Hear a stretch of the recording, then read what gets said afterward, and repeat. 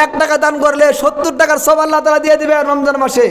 যেরকম নবী দান মাস পাওয়ার পরে দান খয়রাত করে দেওয়া, কি করে দেওয়া? দান খয়রাত করা, সদকা করা। এরকম আমরা যারা জাকাত দেই, জাকাতের হিসাব নিকাশ আগে থেকে করা দরকার ছিল।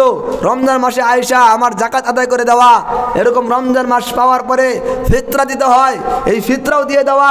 যদি আমি ফিতরাগুলি দিয়ে দেই তাহলে রমজান মাসেই দেওয়ার চেষ্টা করা, কি করা? কেন এটা? যে রমজান মাস পাইলাম, 1 রমজান রোজা রাখলাম, এরকম 70 রমজানের সব আল্লাহ তাআলা দিয়ে দিবেন। করিম সাল্লাল্লাহু আলাইহি ওয়াসাল্লাম বলেছেন, রমজান মাসে যদি কোনো ব্যক্তি একটা নফল ইবাদত করলো, অন্য মাসে ফরজের সমতুল্য সব তাকে দেওয়া হবে। আর যদি রমজান মাসে কোনো ব্যক্তি একটা ফরজ ইবাদত করলো, অন্য মাসে 70টা ফরজ ইবাদত করলে যে সব হয়তো ওই সব তার আমলনামায় দেওয়া হবে। তাহলে রমজান মাসে দান খয়রাত কি করা? বেশি করে দেওয়া। এরকম আমাদের ফিতরা যারা দেই, যাদের উপরে ফিতরা ফরজ ওয়াজিব হয়েছে, তারা আমরা তো ফিতরা অবশ্যই দিব। যাদের উপরে ফরজ ওয়াজিব হয় না, তারাও দেওয়ার চেষ্টা করব। তারা কি করবে? দেওয়ার চেষ্টা করব। ইসলামী ফাউন্ডেশন থেকে এরকম ফিতরার একটা নীতি তৈরি হয়েছে, সর্বনিম্ন 100 টাকা। কত টাকা? 100 টাকা করে।